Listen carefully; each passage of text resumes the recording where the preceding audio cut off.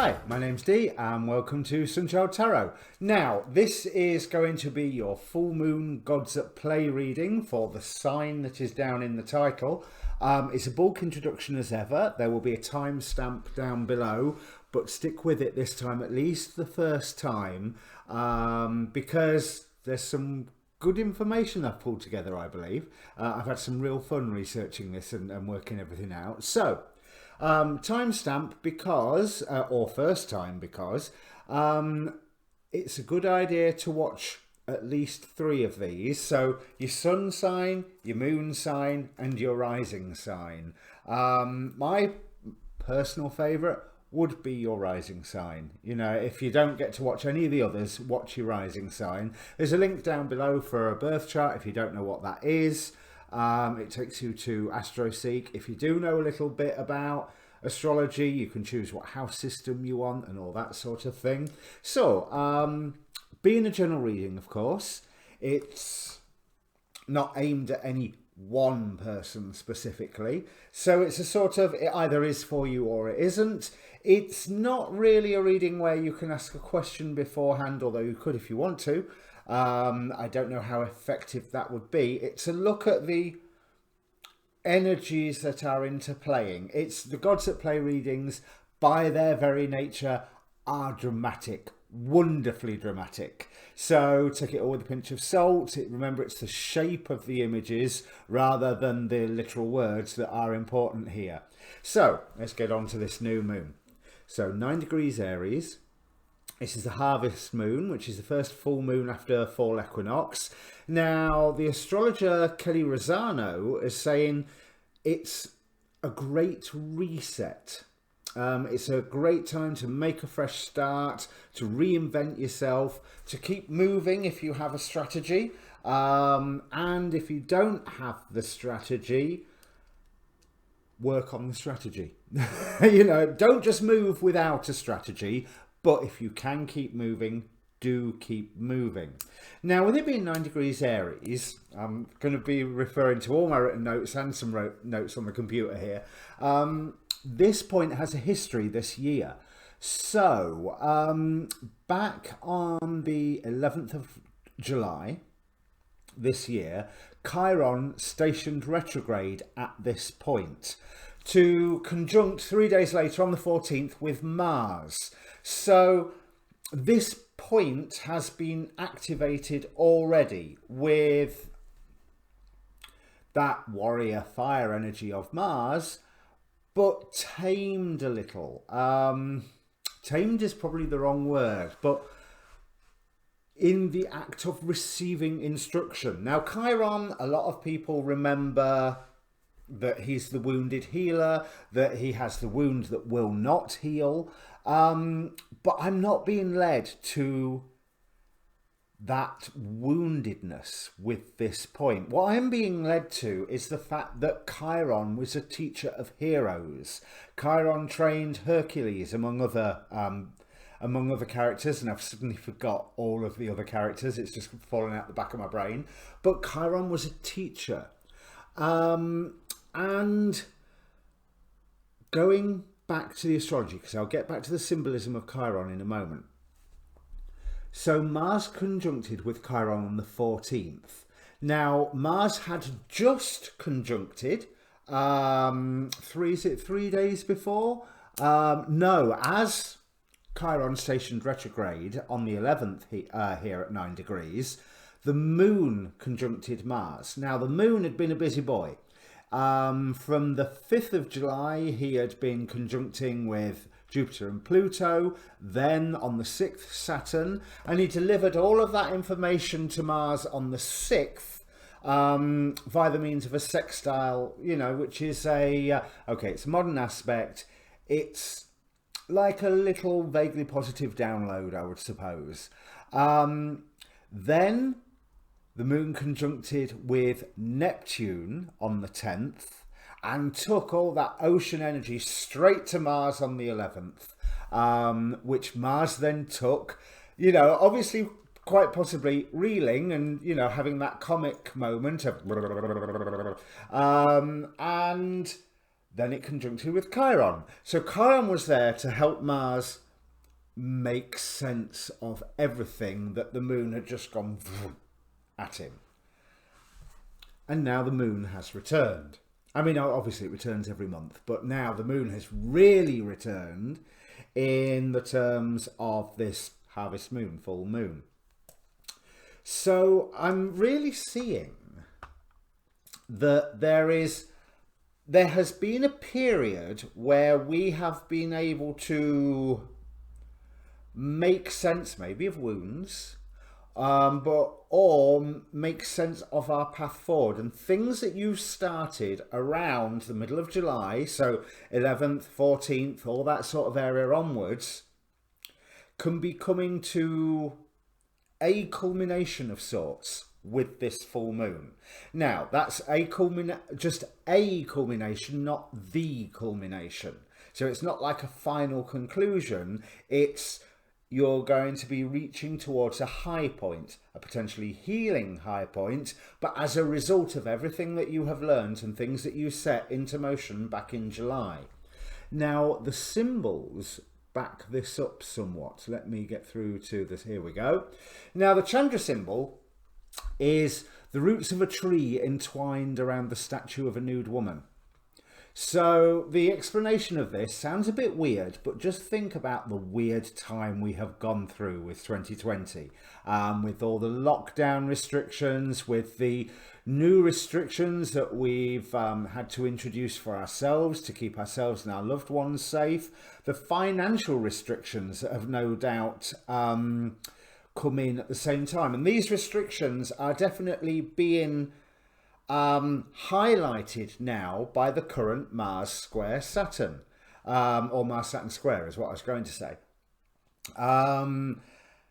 which goes to show again that Mars trying to demonstrate everything he'd learned under the tutelage of Chiron. It's we have got to find a way forward, and Saturn's going, if you find a way forward, you do it sensibly, within the limits. You do it within a defined pathway. You do it with strategy.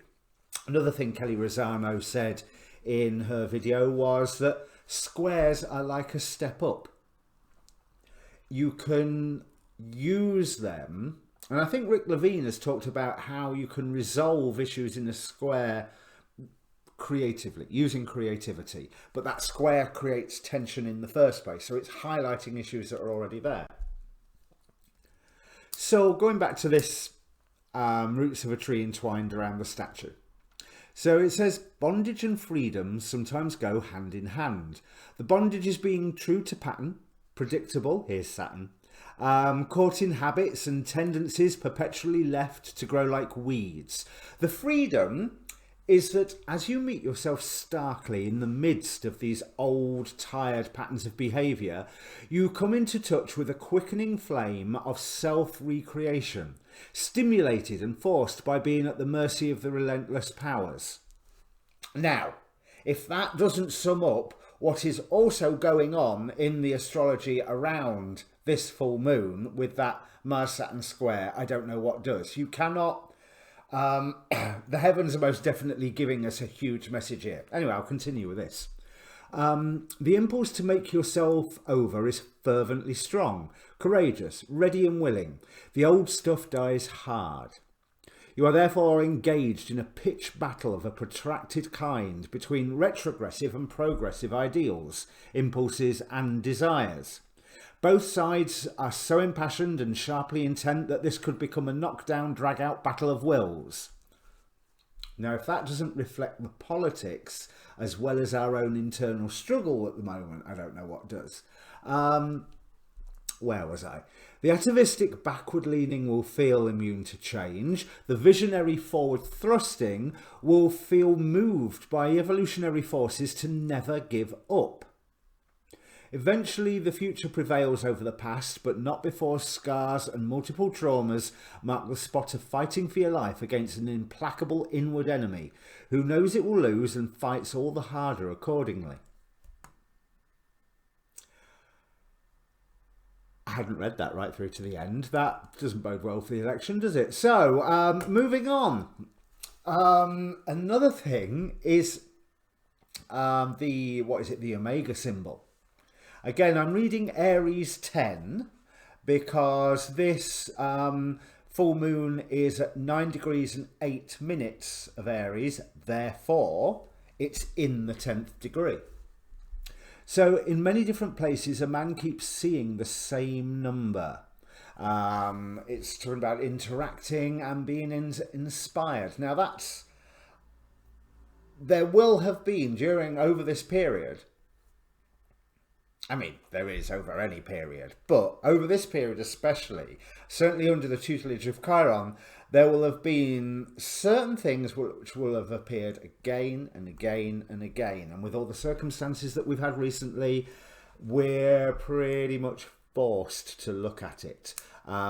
Just as Saturn is now stationing direct, turning to face Mars as it goes in that square to it, and Saturn is like this, look here, this, those things that you cannot resist, those things that you cannot ignore. And when I say you can't resist, I don't mean like chocolates, I mean like a wall. You cannot resist a wall if you run into it, you know. This so it's definitely highlighting those limitations that we're going to face, and how we are going to be able to change ourselves to overcome those limitations. Now, presiding over this degree is the angel Eladia, who the phrase I have here is looks can kill, protection from the evil eye and divine grace. But so I investigated Eladia a little further, and as a guardian angel, where she is, I think, is it the first half of the second decan of second half of the second decan of Taurus, but she also presides over 9 degrees Aries, 21 degrees Gemini, and my database isn't built up any further than that. There will be another 3 points that she presides over. Now, Eladia symbolises tolerance and clarity of mind, giving you inspiration to succeed in your endeavours, as well as helping in restoring your morale.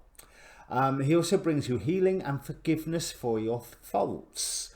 What is really interesting is that of the charisms he rules over, it's interpretation. It's how to interact and how to perceive the world around you.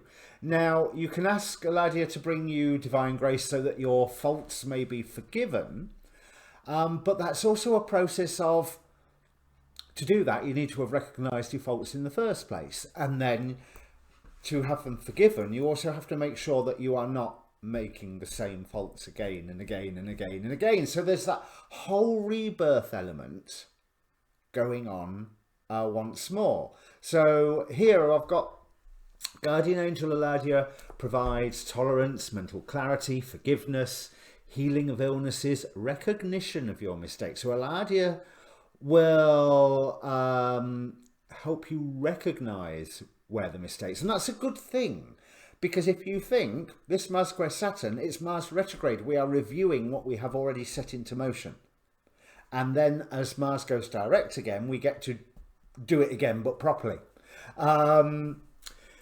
Eladia offers a sense of freedom from your past and helps instill a sense of morality. I'll just leave that one there because that's too much of a hot topic there. But within the Goetia, the by day, let me see. This degree is ruled by Baal by day and Phoenix by night. Now, Phoenix is depicted as a phoenix. So again, we've got that symbol of rebirth, and he's a great Marquis of Hell, has 20 legions of demons under his command, but he teaches all wonderful sciences and is an excellent poet and tends to be very obedient to those who summon him. Now, he does hope to return to heaven after 1200 years, but it is noted that he is deceived in this hope, and it's definitely been 1200 years since Solomon helped conjure him to help build his temple. So if the full moon is happening in the night where you are, there is that added oomph of rebirth from that phoenix energy. Now, Baal or Baal is more of a shapeshifter and warrior god. He's also incredibly, well, kingly. Basically, he's one of the 9 kings of Goetia, and he presides over solstices, fire festivals, gives aid in astral projection, shapeshifting within dreams, and is also helps with the reconciliation of friends, which might be a really useful tool. And that could be a step on your using that square to climb up, because Temper's afraid this year, understandably. If there's anyone that you need to make up with, and the full moon is in the day where you are. I mean, I remember last week there was some astrological conjunction or other, well, aspect or other, that was also helping with this whole reconciliation idea. So that energy is obviously still with us by Baal being empowered by the full moon. Now, that's probably technically not the right way to say it, but you know, Baal's mastery of this degree empowering the full moon, put it that way. You know, so all in all, this promises to be a really good full moon if you take advantage of it. So yeah, do your full moon ceremony, but also be in touch with people. Be in touch with all the voices inside your head, and be in touch with some of the voices outside of your head, like your friends, your family, anybody that you maybe need to smooth things over with, and anybody that will help you move forward in things that you have already set into motion, and hopefully set them into motion using your strategy that is so heavily advised by Saturn.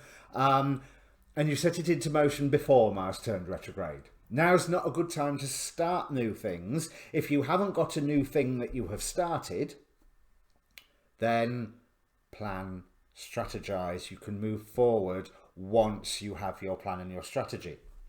Now, you're going to hear a lot more of this sort of stuff from me. I want to give a very quick plug to the Astrology Hub and the course that they are running with famed astrologer Rick Levine. That starts next Sunday, 4th of October. I will be doing that course as well. So you know how I keep saying, no, I'm not an astrologer? Well, hopefully by the end of it, I'll be that one step closer to being one. I mean, okay, it's still going to take me a decade to get there, but I get to study under Rick Levine. How cool is that? And so can you. So if you go over to the Astrology Hub website, astrologyhub.org, just Google Astrology Hub, and then whatever that web address is /foundation, and you will find that course. It works out $200 and odd with tax, really odd, like $4.50 or something, $4.88 I think I paid. So yeah, if you're into all this stuff, and hey, you've listened to me drone on for what, 17 minutes now, I better get on with the reading in a moment. But you've listened to me waffle on for all of that. So come and join. It should be fun. Now, there's also a link down below for my Facebook page for this channel. I'd be remiss if I didn't give that a plug. There is an inbox on that Facebook page. So if you want to contact me for a personal reading, feel free. That's one of the ways to do it. You can DM me on Twitter as well. I have a Linktree link down there for all the different social media bits and bats. And I have the time now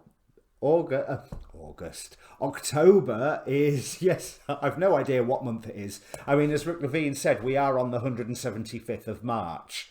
But October, I have a lot more free time. I hope to be generating a lot more videos for you. And I've just seen my video go really weird there. So I think I will stop talking now and bring up the cards. Cheers.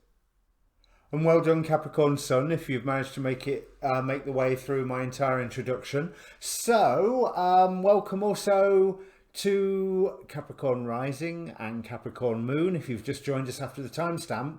And indeed, Capricorn Rising, if you have, this full moon is happening in your 4th house. Now, this is basically a signal to find a balance between your work and your home life. Now, it could be, one interpretation I've read of this is that you've been working hard towards your career goals, and now you need to pay attention to home. But that could be the other way around as well. It could be that you've been concentrating too much at home and your professional life has been suffering. So either way, it's a call to some balance. And I have to say, this is reflected in the cards. The top row are those of the archons wearing masks pretending to be the gods. And it all seems very, very hedonistic. We have Loki with play, Eros with desire, Aphrodite with self-love, Hermes with journey, I'll come back to that one, and Dear Woman with temptation. Now, the fact is that the temptation that the Dear Woman would offer would be for men of loose morals, or men of ill morals, as I think it was said, and she would lure them away into the woods, and they'd never be seen again because she was getting them away out of everybody else's way.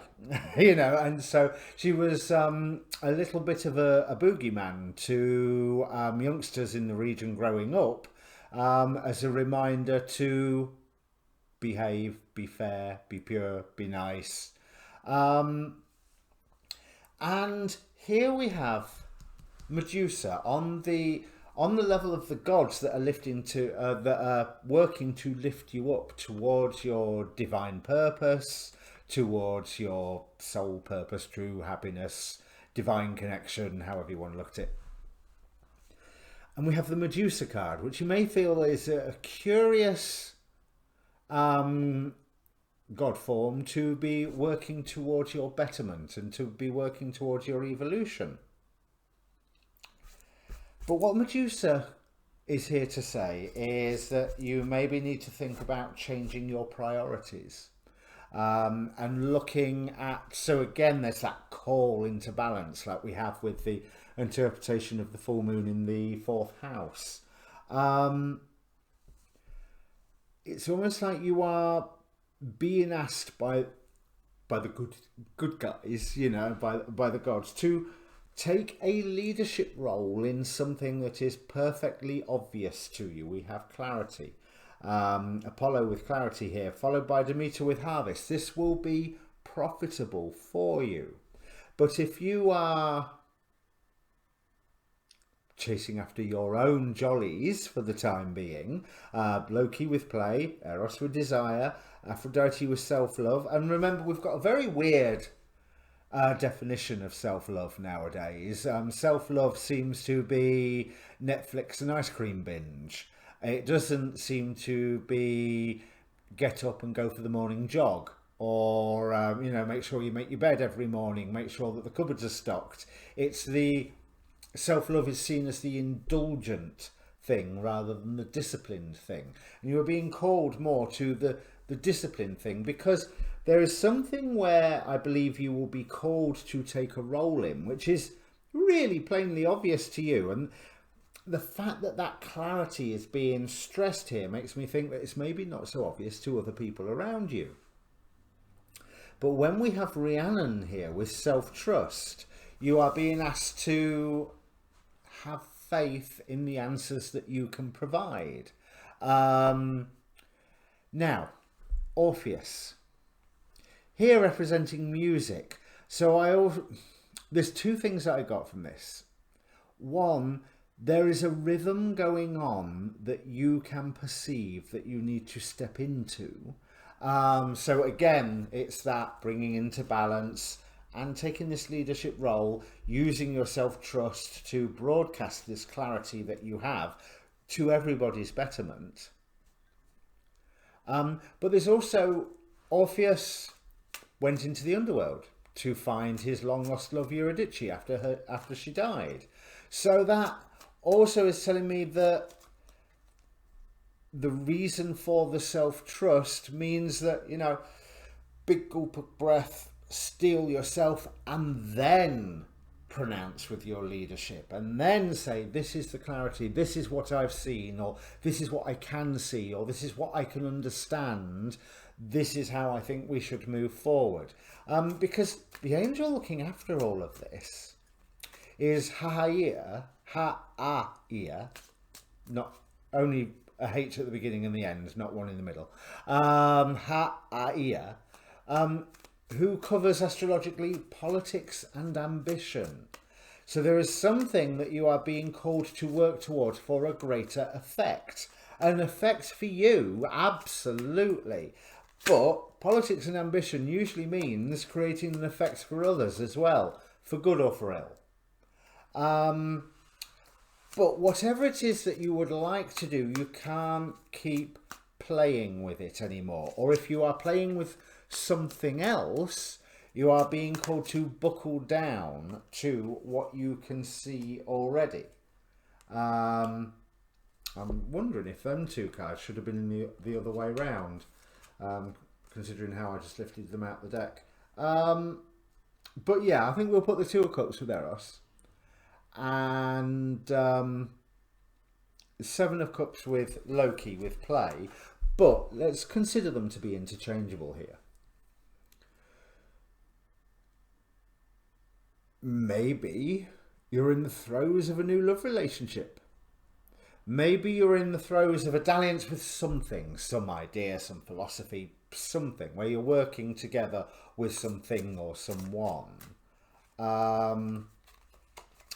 But there's quite a hedonistic bent that is trying to take... Yeah, can't believe I was going to say what I was going to say. Six of Swords comes out. It's trying to take you away from a really grounded plan. Look at this bottom row.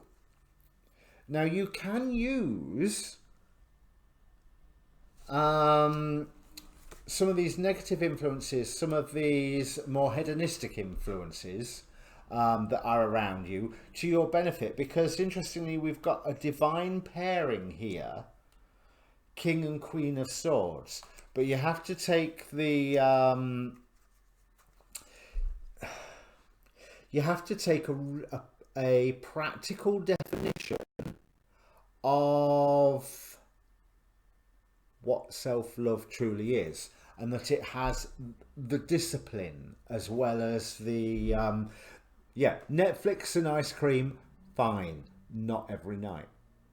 You know, you have the Netflix and ice cream, and then you get up the next morning and you go for the jog, and you attend work at the correct time, and so on and so forth. I don't need to lecture you. But there's a grounded plan that you can see. I mean, we've got the Sun card clarifying Apollo. We've got the Sun card clarifying Demeter as well. Which, how is the harvest fueled if not by sunlight? There is a really grounded, sensible, real world, not in the slightest bit woo-woo plan that you have to apply to your life and possibly to others as well, because remember, this is your home, the roots of your being. The fourth house is about family. So this is something where you are going to be affecting others, even if it's only your family. But with the Ha'ia being there, I really feel that you have a really grounded direction or grounded plan that you've been thinking of, and that you have maybe been distracted recently, and you've maybe been drawn to think, ooh, I need to spend some time away from this to get some perspective. And if that's the truth, then Maybe you did. You don't need to do it anymore. Remember, things coming back into balance. Things coming back into having equal portions, home and professional life. Plan and fun. Okay, so you've done your soul searching. You've done your finding your inner light, hopefully. And you need to put all the party trap aside because it won't stop offering you chances to go have meaningless fun.